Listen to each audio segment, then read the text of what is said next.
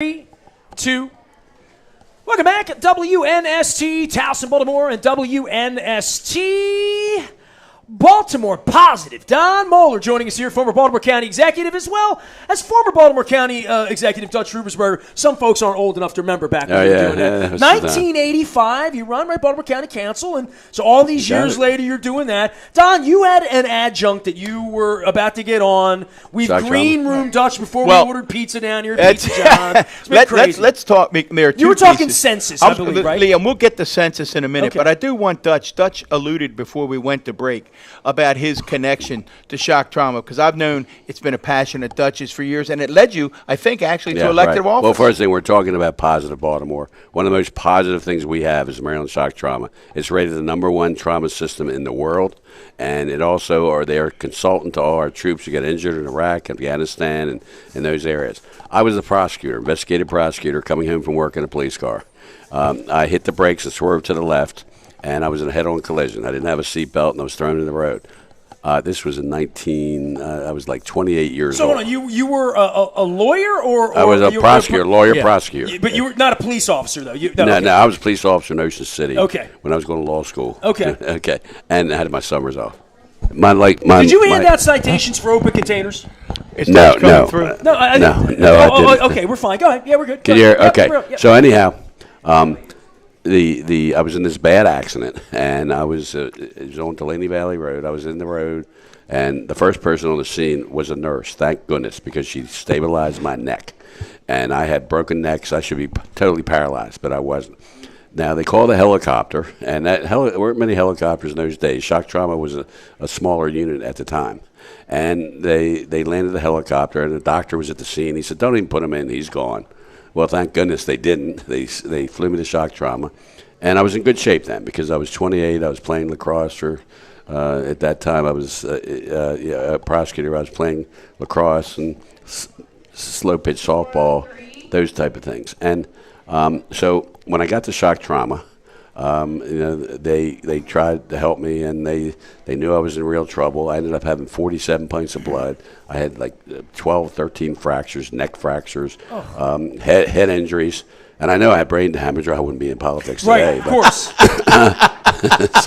Get him some pizza. Order him some pizza. That scream you heard was from Dutch's press secretary. So then, I was there, and then they put me on this drug called Curare, where you're totally paralyzed. All you can do is feel pain, hear, and think. And they paralyze you because they had put respirators. I was breathing on a respirator, and they don't want you moving, right? Well, not moving. They don't want your body to have to work. And so what they did, they had me on Curare. I was probably out for a couple days, and anyhow, I was on this Curare for a while. Well, eventually, I stayed probably in there a month, and I made it. The Lord wouldn't have me, the devil wouldn't take me. But anyhow, so when I got out of there, I went to Dr. Cowley, who started Maryland shock trauma, and I said, R.A. He was a match doctor in the Korean War, and he studied trauma. I said, "You created a system that saved my life. What can I do to help?" And I was a prosecutor at the time. He said, "Run for office. We need all the help we can get." Okay, so I ran for state senate. I ran against Senator Frank Kelly. It doesn't happen anymore in politics. We became best friends running against each other. Now, he knew about politics. I didn't know anything about politics at the time. Why did you get involved? Because I ran because of shock trauma. Right. Dr. That's it, literally. That was the whole reason. I was a prosecutor. 28 you were? 28 and I had a 2-year-old son. You had never thought about being involved in politics ever? No. It was not your path. Not then. I was 28. What did you think of politicians then?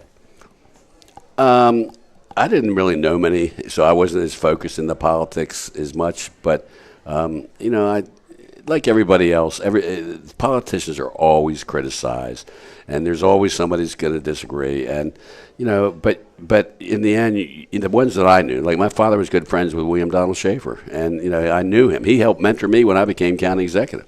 And I tried to. What's the best advice he ever gave you? Emulate, take care of your people, take care of your infrastructure, put money, into the basics, that type of thing. But never give up on your people and care about you. And he said there are a lot of people that aren't going to like you, but that doesn't make any difference. You still represent them and do the best you can. I tell people that come to Congress, the new people, they come, they win, they come to Congress. And and they stay in Washington. I said, look, you don't get elected in Washington. You get elected in your district, so you better get out and work your district. And just show up somewhere. Go into a restaurant. You know, or you whatever. talk about that showing up, Dutch. One of the stories I remember about you, and it's told quite a bit, and it is really unusual, and you'll remember it well and fill in the blanks, was during your tenure, you had studied that the police were woefully underpaid, and you needed to give them a larger raise than you needed to give fire. Oh, yeah. And firefighters were not angry, and your staff said, Dutch, you're not going down to the Union Hall. And you said, oh, yes, I am. And you went right into the firefighters. Talk a little bit about that decision. Well, our firefighters were great firefighters, but they were the highest paid in the Baltimore region. And they helped me on my campaign. They were very active, and they were good friends. But as a former prosecutor, and I looked to see, that the police just were so underpaid in our area. And I said, look, we got to stop that. And I'm going to bring them up to where I think they need to be. And then the firefighters weren't as happy. I said, wait a minute, guys. You're working 4 shifts, they're working 3. I said, I'm gonna be fair to you too, but you're the highest paid in the region right now. I said, I got to get our police up where they are, and they were not happy that I gave it was one of the biggest raises to the police in the history of our area, and so when I raised their Baltimore County's salaries, they had to do it in the whole region. Well, that's also a recruitment tool too, right? Well, yeah, but it's just... Well, we want the best police we can get. You we want the best and that also has to do with training too. Right. And you have to put money into training. You have to do background checks. You need to make sure you don't have situations like we had in the city where either there was not trust with the community there. You had that gang that was stealing money and killing whatever they were doing. The gang of 8 that the feds have been putting in jail. I mean, these are things. But the end of the story, we were able to raise, and then the firefighters were very mad at me, and in fact, it was at a camp. I was giving my budget hearing, and they were there picketing me and signs and all that, and I'm not that way anymore, but I got kind of mad. I was kind of competitive, and I went out and started giving it to them. Well, instead of my budget message being what's on the news, the TV stations had me fight with the firefighters. But then you guys kissed and made up. You survived. I mean, you're still here, right? We kissed and made up. Kevin O'Connor and I and his board. Right. We went down to a Little Italy restaurant.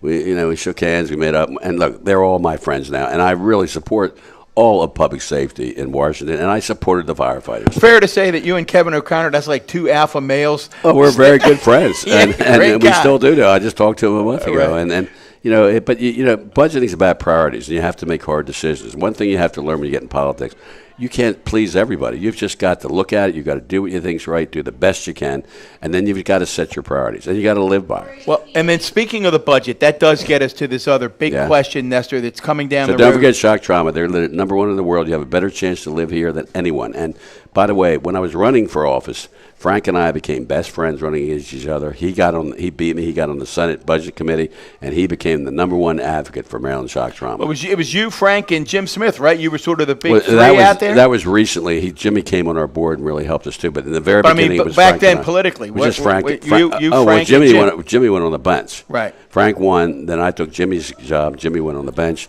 Then I became county executive. Jimmy came off the bench and became county executive after me. So for those not paying attention, we're all good friends. Dutch is the only one in the world that calls Jim Smith Jimmy, and he's allowed to call him Jimmy. Well, but given where you are with the University of Maryland, how you feel, and they've saved your life, I know how I feel. That was the hospital, yeah. Right. I mean, I feel that way about Hopkins as well. Yeah. The Healthy Holly thing, just as a general, you're a politician. People on the street say all politicians are they're taking free pizza, they're taking free. Now we do have mothers and fathers too. Politicians. Understood that. Understood. I'm teasing. But in the case of this, I pay my taxes, right? I live in the city. I've seen the decay. You and I differ on the Orioles. That's a different show. We'll do that the next time. Well, let's talk about that. Let's do that the next time. I want to stay Baltimore. You don't want to wind me up on that. You don't want to get me started. You got to stay loyal to your home team. I'm with you, Dutch, and we'll do another segment with Nestor on another day. When I get my press credential back, then we'll talk about that. All right. But on Healthy Holly and on corruption. You mentioned the Gang of Eight. You mentioned problems. I have never watched The Wire. I did work with David Simon many moons ago at the Sun. I've never watched it. I only know the storylines as though somehow they play out. Later on, things that were in The Wire 20 years ago actually happen for real life in the city. But it happens in urban areas all over the country. Understood. Right. How do we make Baltimore a better place in that way with the Healthy Hollies? And now we have a lack of trust where there already was a lack of trust.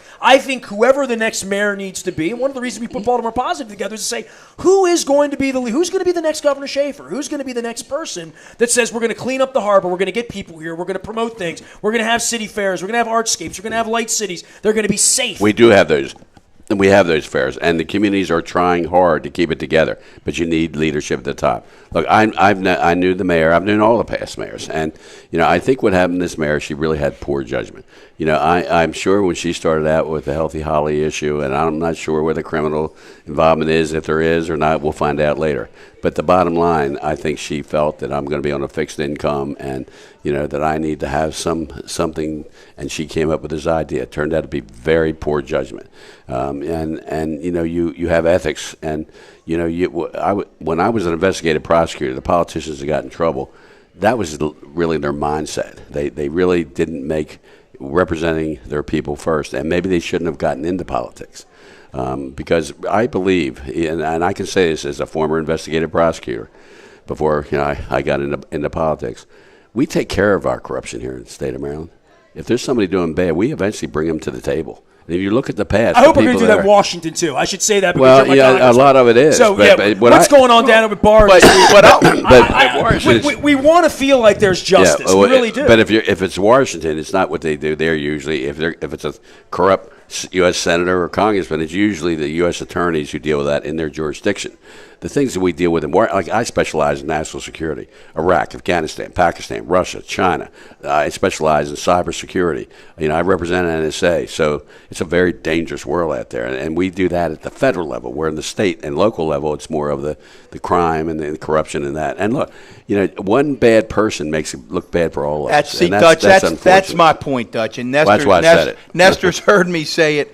Oh, I was so angry over what's recently happened in the city because I think it taints us all. And from where I sit, it's pretty simple. You've certainly lived your life that way. I like to think I have. Pretty simple rules. You don't lie. You don't cheat.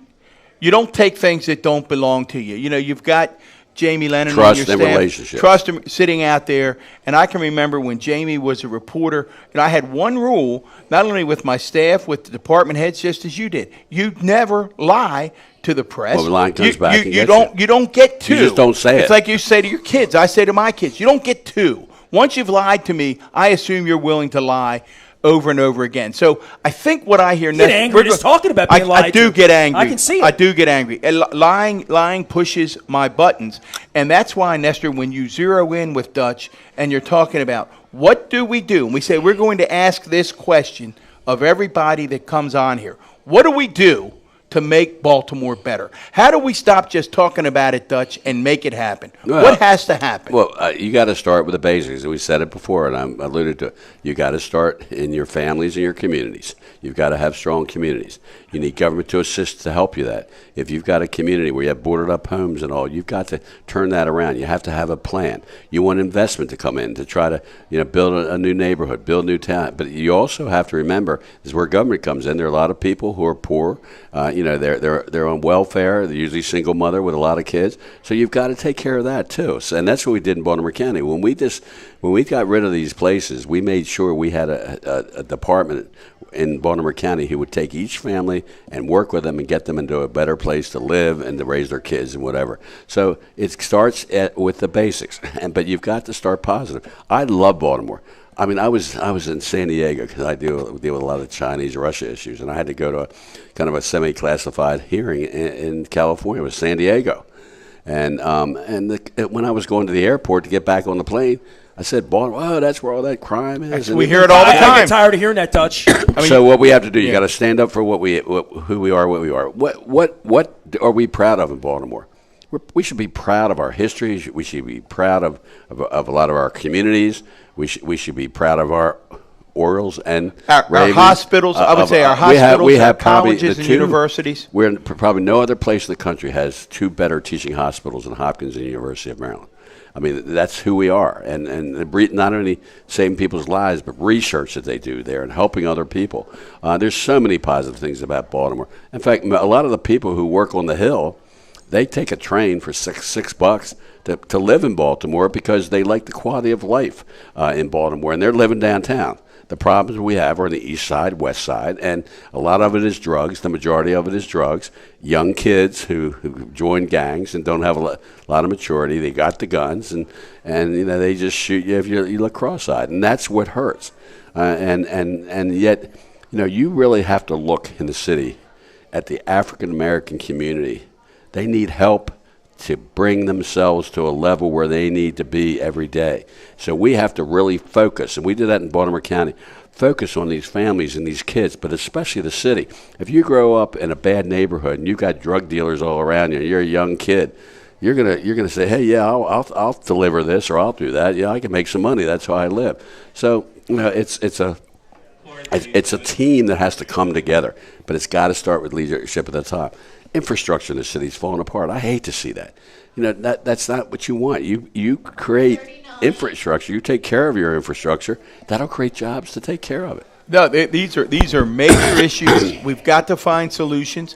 We're coming up on a census. I know you and your colleagues are very worried because the census, which people don't understand, has real implications for Baltimore City. It's a revenue and generator, for the literally, right? I mean, this is how we accumulate money by having people, right? Literally. No question. And look, so many people are concerned about the immigration issue. Believe me, I know this issue pretty well. I was just down at the border last week to really get to see what the issue. The problem now we have is really volume. What happens, you have Guatemala and you have Honduras and El Salvador. Those countries are out of control. I mean, it's the bad guys, the corrupt cops. I mean, and a lot of these families, they feel the only hope to life is the United States. Literally to walk to America. Right? Literally to walk to America. Literally. And so what happens? we need to restructure our whole border patrol and how people come in. We need 1,000 more judges.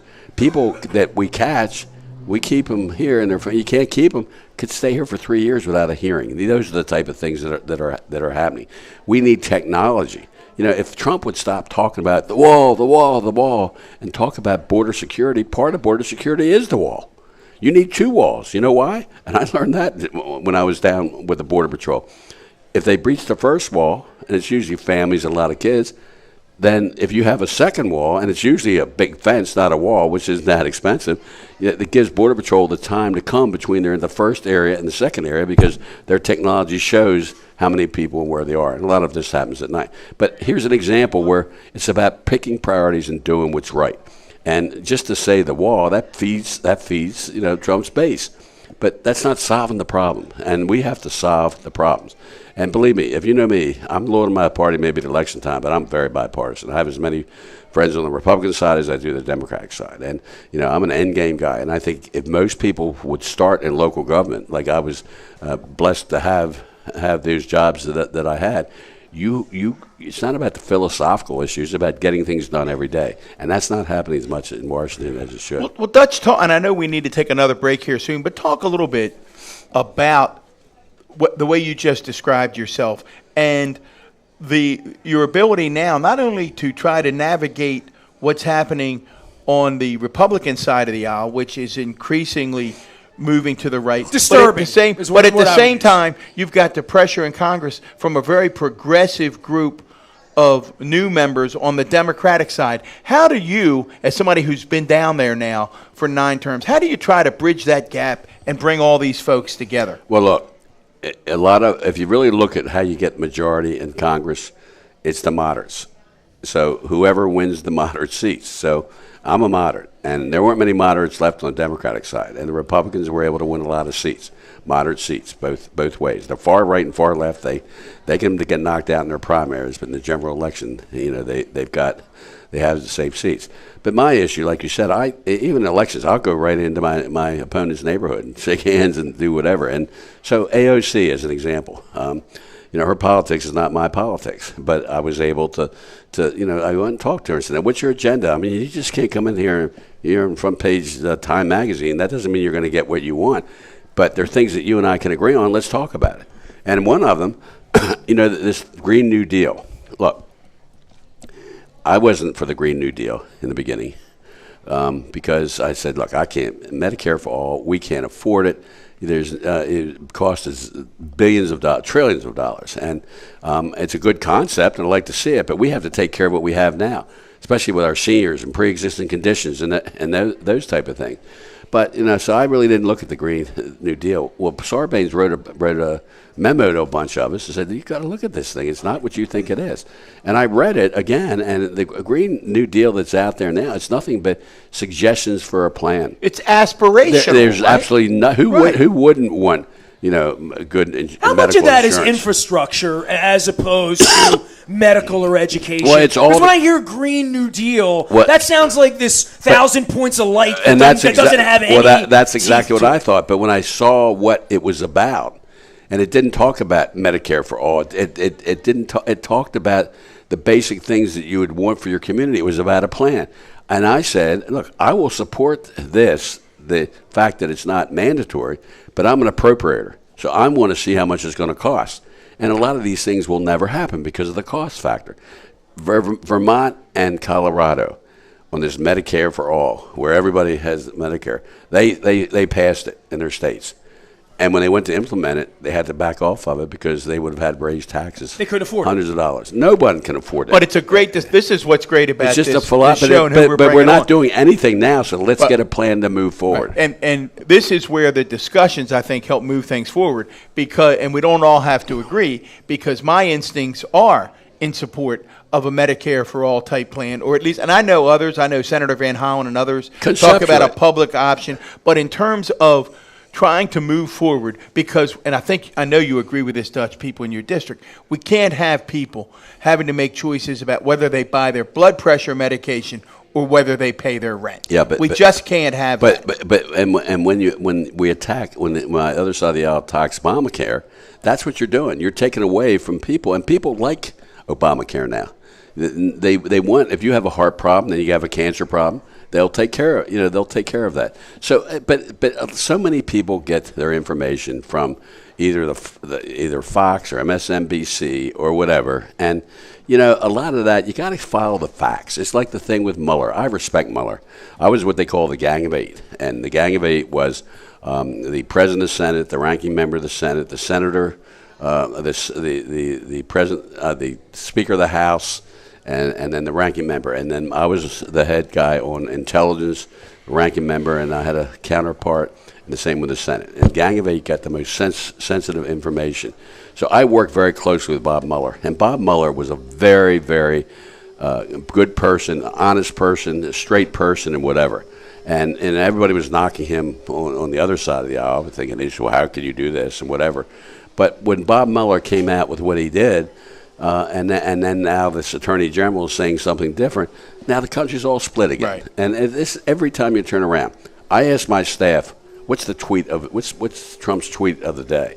Well, if he would start focusing and communicate on what's right for America and then stop playing to the base. And by the way, we do that on our side That's of the aisle, not a part of his personality. It's not part of his psychology. What concerns me, I've never heard the word love. I've never heard anything aspirational. Well, but the racism is blatant. I'm not going to knock Trump. Well, I'll stand up to Trump if I think he's wrong. But I think, if you look at Trump, he's very narcissistic. I'm the best. I'm this. And I think we have to go beyond that and stick with the facts. And a lot of my Republican friends who are in high positions there, I think they're more worried about their race because their race as far as running for political office. Race. And because his base has stayed with Trump. And when you call him on the lies, the verified lie, oh, that's just Trump being Trump. Well, maybe that's where it is. So but the way I look at it, he's our president. I'm going to do whatever I can that I think is in the best interest of my constituents, and I'm going to work around a lot of the issues, and I'm working with Republicans on a lot of the issues, and they're working around it too.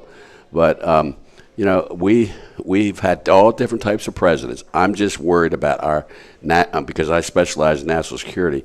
Our relationship with Europe is not good now. We haven't had a world war since World War II, and you know, the leadership in Europe don't really care about Trump anymore. And I'm very worried about his relationship with Putin. Any way you look at it, I'm worried about that. I'm concerned about that.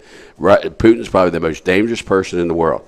China, by the way, is got more money. And they want to be the most powerful country in the world by 2049, and they think they can take us over because of cyber, by the way. So where I'm going with all this is we come and go when somebody like some of the senators that I just heard yesterday on TV, Lindsey Graham, well, it's over. We're not looking at it. Well, my issue is not over for me. It's not over for me. Not over for me. But for a lot of people, right. A lot of people that didn't read the a lot of people who live in this community. But the issue there is follow the facts. Now, I was trained as a prosecutor. Follow the facts. And by the way, if you're talking about something that is criminal, you've got to prove somebody guilty beyond a reasonable doubt to moral certainty. That's our system of government, and that's what it should be. But, you know, you've got to follow the facts. I want to make sure we follow the facts and that Trump is not using his job to make us as a country not as strong or to be the best we can. That's what concerns me. Perfect time, I think, to take a break here at Pizza John's. Get some pizza. Get some pizza. We'll be back and wrap this up. Congressman Dutch Ruppersberger. Okay. I lost my There Goes My Hero sign. I was going to hold it up. We are swabbing. I think I lost it. Right, we're swabbing for There Goes My Hero. There's Hero Palooza coming up on June 9th. I'll get that out. Dutch Ruppersberger out here. We're going to order some pizza. What do you get on your pizza? You pepperoni? What do you, meat sauce? Anything. He said anything. I'll take. We're WNST.net, AM 1570 at WNST Towson, Baltimore. We are Baltimore Positive, and we're back for more right after this with Dutch Ruppersberger and Don Mohler.